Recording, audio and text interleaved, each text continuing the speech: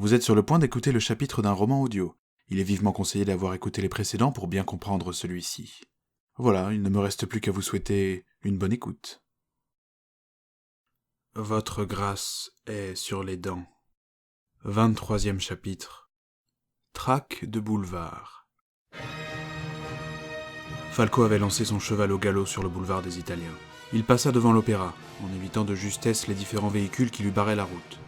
Son regard balayait les alentours à la recherche du fiacre de Karl von Eisprach. Il lui sembla voir 2 chevaux blancs courir vers la place de la Concorde. Il partit dans cette direction. Après tout, c'était la destination la plus logique. L'ambassadeur habitait au bout de la rue Henri Martin. En arrivant sur la place, Falco aperçut un attelage semblable à celui décrit par le gendarme. 2 chevaux blancs lancés au trot de l'autre côté de l'obélisque. Il fallait tenter le tout pour le tout. Il donna d'énergiques coups de talon à sa monture. Coûte que coûte, il devait rattraper l'ambassadeur. Une automobile arriva à sa gauche. Il fit se cabrer les talons pour l'éviter. Le conducteur s'excita derrière son volant, mais Falco reprit sa course sans tarder. « Écartez-vous » cria-t-il au badaud qui errait autour de l'immense antiquité dressée au milieu de la place. Son cheval sauta pour éviter les passants qui se recroquevillaient sur son passage. Le fiacre n'était plus qu'à quelques mètres. Falco le dépassa, bloqua sa route et sauta agilement de son cheval avant de mettre en joue le cocher. « Arrêtez-vous » Le conducteur de la calèche ralentit, et Bobby. Il stoppa complètement son attelage lorsqu'il vit que Falco était armé et leva les mains en l'air. « Que se passe-t-il, Pierre » tonna une voix d'homme à l'intérieur. Falco fit signe au cocher de se taire. Il se plaqua contre le côté du fiacre et ouvrit brusquement la portière en braquant son arme à l'intérieur. Un gros quadragénaire dégarni le dévisagea. « Que signifie cette plaisanterie » Jarni Dieu, ce n'était pas le bon véhicule. Enragé, Falco claqua la porte et fit signe au conducteur qu'il pouvait repartir. Il jeta un regard à l'autre bout de la place. Un fiacre sombre tiré par 2 chevaux blancs prenait les Champs-Élysées. Pas de temps à perdre. Il retourna en toute hâte vers sa monture, qui, par chance, n'avait pas bougé. L'enfourcha d'un saut puis traversa la place à bride abattue sous une pluie d'injures qui fusait de toutes les personnes qui l'évitaient tant bien que mal. Il acheva enfin de couper la place et arriva sur l'avenue, sain et sauf. La distance entre lui et le fiacre s'était légèrement réduite, et Falco pouvait maintenant le suivre du regard. « Halte » cria-t-il lorsque la calèche fut à portée de voix. Le cocher entendit l'appel car il se retourna, mais il donna à son attelage des coups de fouet pour le presser davantage. L'avenue était assez dégagée à cette heure tardive, et le fiacre pouvait sans crainte redoubler de vitesse. Falco en fit autant. Il savait qu'à terme, son cheval serait le plus rapide. Esquivant les cyclistes, les carrosses et quelques autos, il parvint à rattraper l'hippomobile. Lorsqu'ils passèrent devant l'immense palais de l'industrie, magnifiquement éclairé par les miracles de l'électricité, Falco parvint à rattraper la voiture. Dès qu'il fut à portée de bras, il frappa le fiacre de la crosse de son arme. « Stop, von Eisprach, c'est terminé. L'attentat a échoué, et Dora vous a abandonné. »« Nein !» fit une voix étouffée par l'habitacle boisé et les bruits ambiants. Une détonation retentit, projetant avec elle les débris de bois. D'instinct, Falco s'était baissé, mais il avait senti sur son visage le souffle mortel du sillage des balles qui l'avaient frôlé. Il fallait riposter avec célérité et astuce. Falco visa, avec le canon de son bulldog, le moyeu de la roue arrière. Au moment où il tira, une nouvelle salve projeta des confettis mortels et vint frapper de plein fouet sa monture. Plus par réel réflexe de survie que par réelle aptitude acrobatique, il lâcha les rênes, et, alors que sa monture s'effondrait, prit appui sur elle et sauta vers le fiacre. L'attelage était lancé au galop. À une telle vitesse, la chute était un billet direct pour l'au-delà. Falco puisa dans ses forces pour se hisser aussi vite que possible sur le toit du fiacre qui commençait à pencher d'une étrange façon. À peine une seconde après, une partie de l'arrière de la voiture fut pulvérisée par une détonation. Falco se retourna. Le pauvre cycliste derrière eux avait perdu l'équilibre sous le coup de la surprise, et une calèche venait de lui passer dessus. Il se leva, oscillant les bras comme les ailes d'un oiseau pour garder l'équilibre sur ce sol ô combien instable. Von Eisprach devait être occupé à recharger. Il fallait stopper l'attelage avant qu'il n'ait terminé. Alors qu'il s'engageait sur la place de l'Étoile, un violent chaos fit perdre à Falco son précaire équilibre et il chuta. La roue arrière sur laquelle il avait tiré venait de se briser, mais malgré le choc, il parvint à s'accrocher au rebord. Il ne tiendrait pas longtemps. Il fallait tenter le tout pour le tout. De sa main libre, toujours fermée sur la crosse blanche de son pistolet, il visa le cheval le plus proche et fit feu. La pauvre bête fit encore quelques foulées avant de s'effondrer, touchée dans le flanc. Pour ne pas finir écrasé sous le fiacre qui commençait à basculer dangereusement, Falco lâcha prise et se prépara à une mauvaise chute. Il se mit en boule, plaqua son menton contre son torse et couvrit sa tête avec ses mains. Le choc contre les pavés fut rude et douloureux, mais ne lui cassa rien. « Attention » hurla-t-on derrière lui. Falco tourna la tête, encore groggy par la chute. Un attelage fonçait vers lui à toute berzingue. Sans réfléchir, il roula sur le côté, esquivant de peu les impitoyables sabots ferrés des chevaux. Sans perdre davantage de temps, il se releva, le bulldog toujours au poing, et courut vers le fiacre qui s'était complètement renversé quelques dizaines de mètres plus loin. Le cocher avait dû faire un vol plané car il gisait à au moins 10 mètres devant son véhicule. Les conducteurs s'étaient arrêtés et s'approchaient du fiacre couché sur le côté.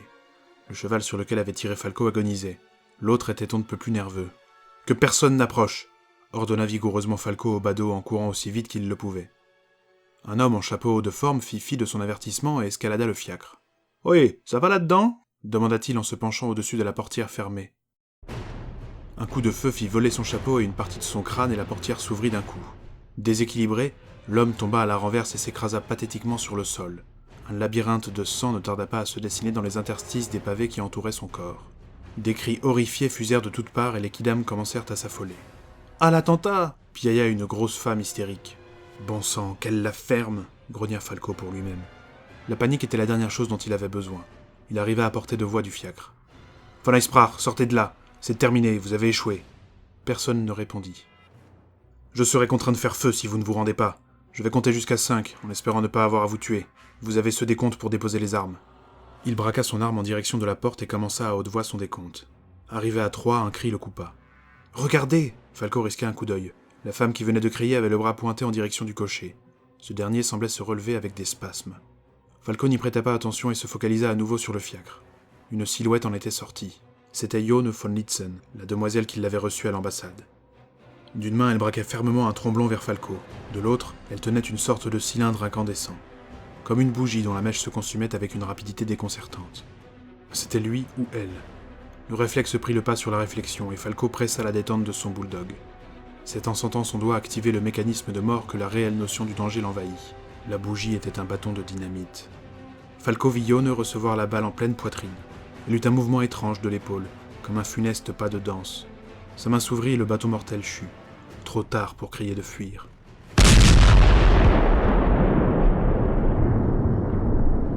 Ce fut comme si un titan avait fait claquer son fouet de pierre et de feu.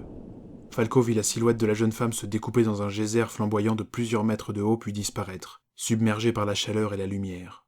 C'était comme si on avait lâché une boule de feu dans un lac de lave. Un souffle incandescent et poussiéreux projeta Falco comme un vulgaire fagot de petit bois. Avant de tomber à la renverse, il vit le fiacre se changer en un essaim d'éclats de bois. Sa tête heurta violemment le sol. Outre la douleur, dans son crâne bourdonnait un infernal sifflement suraigu qui couvrait tous les sons.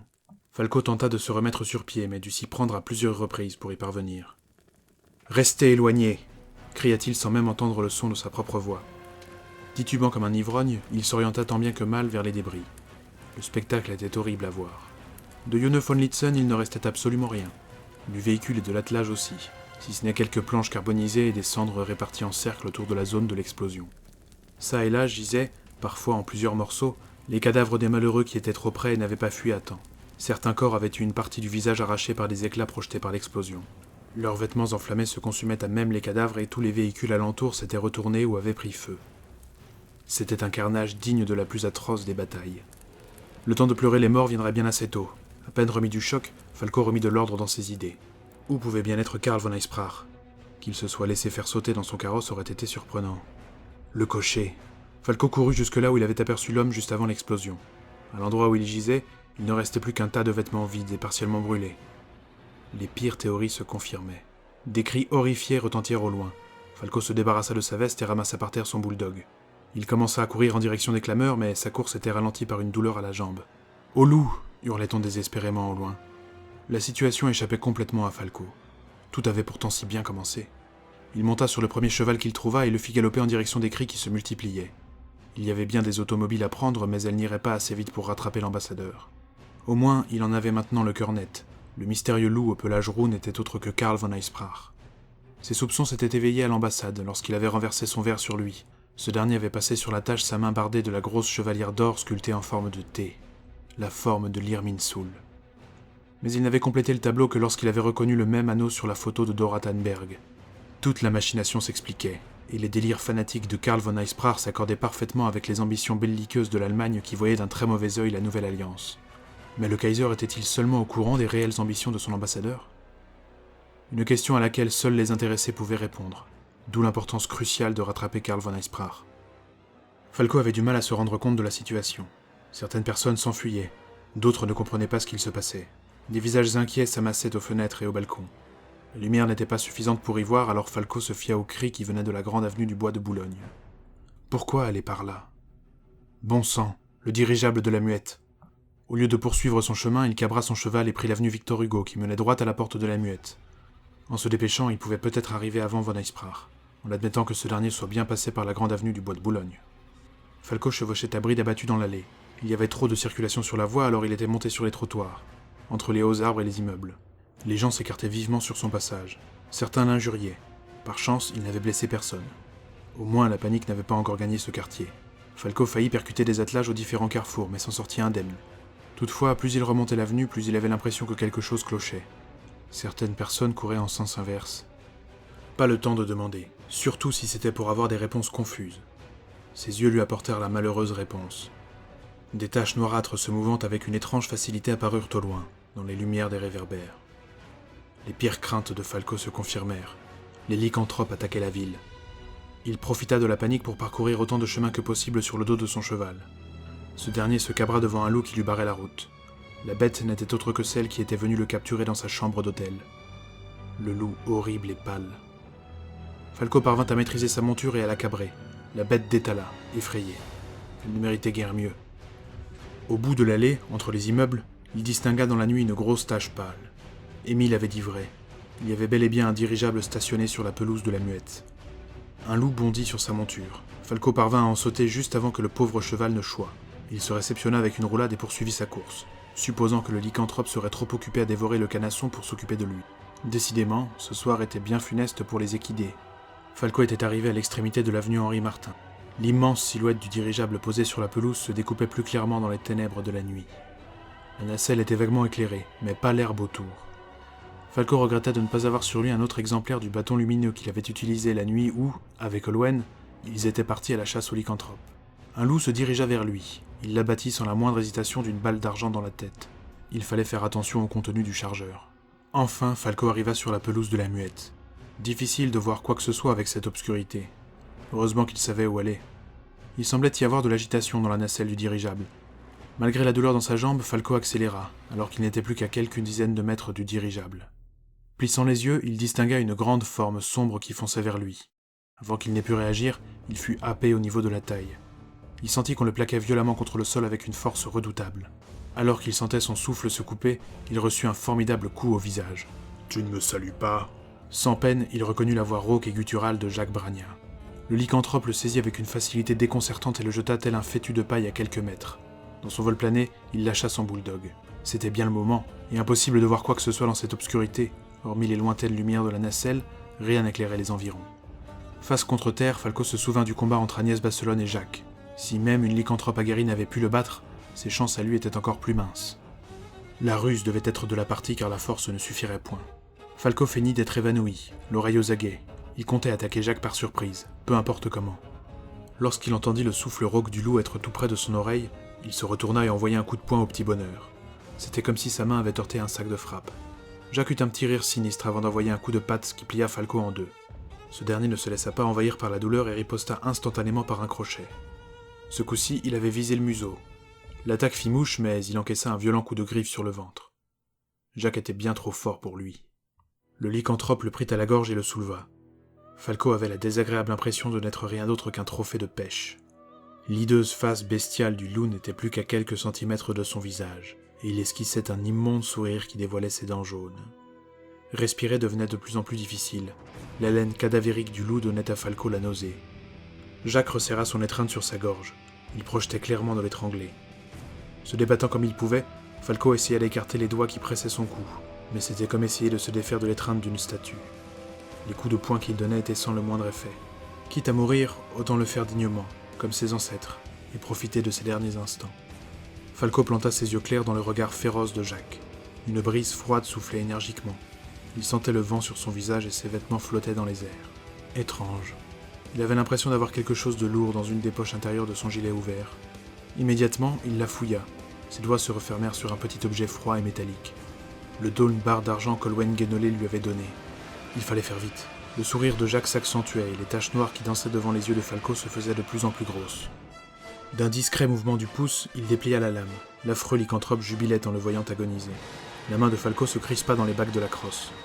L'échec n'était pas permis. Il n'aurait le droit qu'à une seule tentative. Il poignarda Jacques Bragna d'un coup ferme et vif, visant son œil qui n'avait plus rien d'humain. Le lycanthrope émit un terrible cri de bête blessée. lâchant immédiatement sa proie pour coller sa patte contre sa blessure.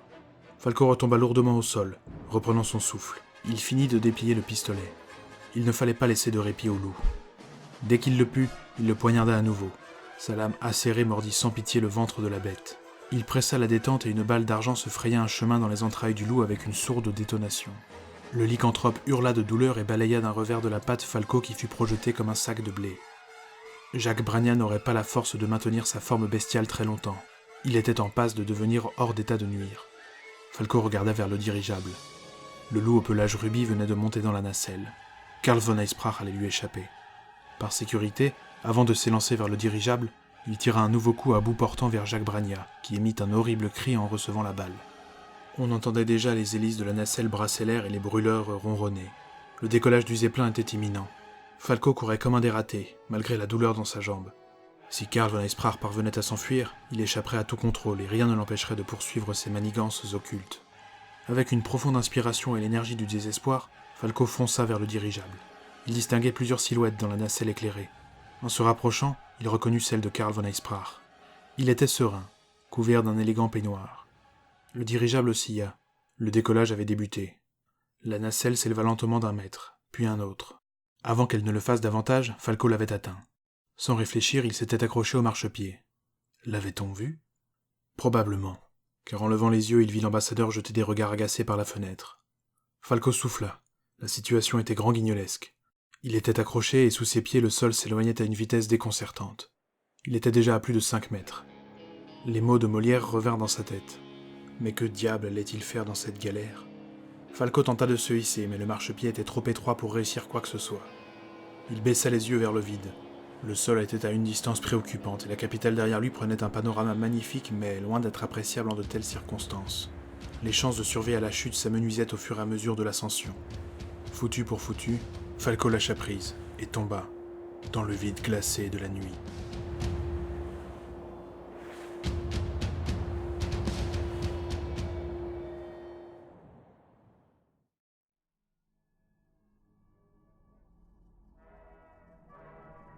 J'espère que cet épisode vous a plu. Si c'est le cas, n'hésitez pas à le partager, à en parler autour de vous et à vous abonner à la chaîne. Sur ce, je vous dis à dimanche prochain pour un nouveau chapitre.